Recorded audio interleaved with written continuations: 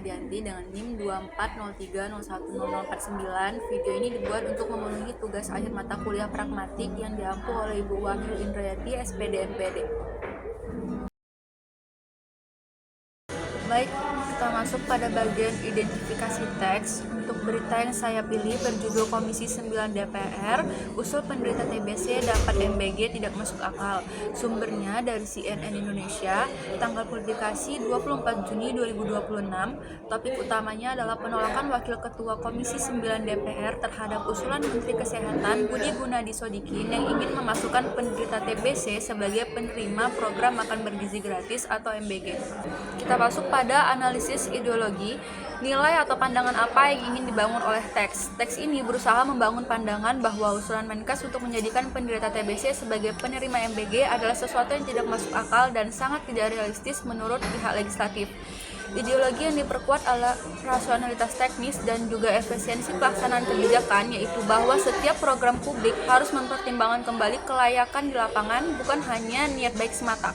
Yang kedua, pilihan kata yang menunjukkan keberpihakan tertentu. Pemilihan diksi dalam teks ini sangat mempengaruhi arah pembacaan. Frasa tidak masuk akal dan sangat tidak realistis memberikan kesan negatif yang tajam terhadap usulan Menkes. Ungkapan mudah-mudahan Pak Menkes hanya bersanda digunakan untuk merendahkan dan menganggap enteng usulan dari pejabat eksekutif. Kata wacana di akhir teks menyiratkan bahwa usulan tersebut hanyalah pembicaraan biasa, bukan kebijakan yang serius.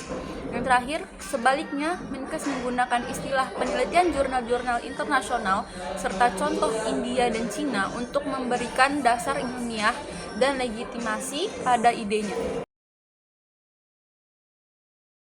Kita masuk pada asumsi atau prasangka dalam teks. Teks mengasumsikan bahwa penderita TBC secara otomatis berisiko menularkan penyakit kepada orang lain melalui wabah makanan atau ompreng, tanpa menjelaskan bahwa penularan TBC ini tidak terjadi melalui peralatan makan saja.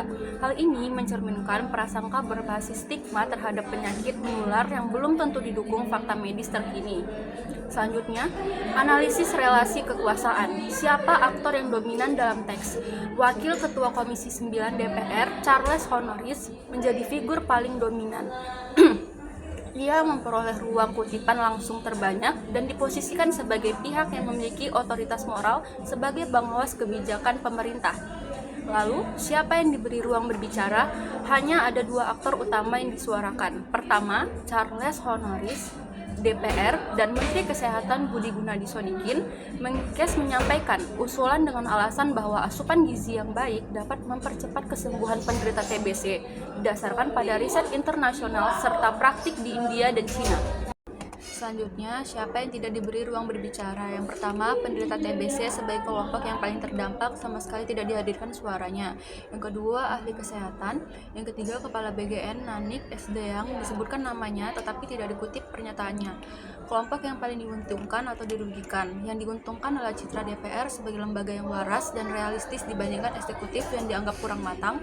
Yang dirugikan adalah penderita TBC sendiri sebagai usulan yang sebenarnya ingin membantu mereka justru dibingkai sebagai salah satu yang berpotensi membahayakan dan tidak pantas sehingga bisa memperkuat stigma sosial. Selanjutnya, pendapat pribadi. Yang pertama, apakah teks ini objektif? Teks ini tidak sepenuhnya objektif. CNN Indonesia cenderung memberikan porsi yang timpang. Suara penolakan dari DPR justru jauh lebih dominan daripada penjelasan dari pengusul Menkes. Judul artikel ini juga langsung mengadopsi framing pihak DPR sebagai kebenaran tanpa cukup verifikasi fakta medis dari pihak netral. Yang kedua, dampak terhadap masyarakat. Berita ini berpotensi memperkuat stigma negatif terhadap penderita TBC di masyarakat. Klaim bahwa wadah makanan bekas penderita ini bisa menjadi media penularan tanpa penjelasan ilmiah yang memadai sehingga dapat menimbulkan ketakutan yang tidak berdasar. Yang ketiga, bagaimana seharusnya media menyajikan isu ini? Media idealnya menyajikan perspektif yang lebih berimbang, antara lain dengan menghadirkan suara penderita TBC sendiri, keterangan dari dokter, serta data ilmiah yang tentang akurat mekanisme penularan TBC. Judul ini lebih netral juga akan jauh lebih baik daripada mengambil sikap tidak adil dari salah satu pihak saja. Dan simpulannya, secara keseluruhan melalui pendekatan pragmatik wacana dapat disimpulkan bahwa teks berita ini membangun ideologi utama berupa rasionalitas teknis dan efisiensi birokrasi. Teks ini memposisikan DPR sebagai pihak yang akalnya sehat, realistis, dan juga bertanggung jawab dalam mengawasi kebijakan publik, sementara usulan dari eksekutif Menkes dinilai sebagai salah satu yang tidak matang, tidak realistis, bahkan sekedar wacana atau luluh. Dari sisi relasi kekuasaan terlihat jelas adanya ketimpangan representasi. Aktor dominan di sini adalah Charles Honoris beserta Komisi 9 DPR yang mendapat ruang paling luas untuk menyampaikan penolakannya.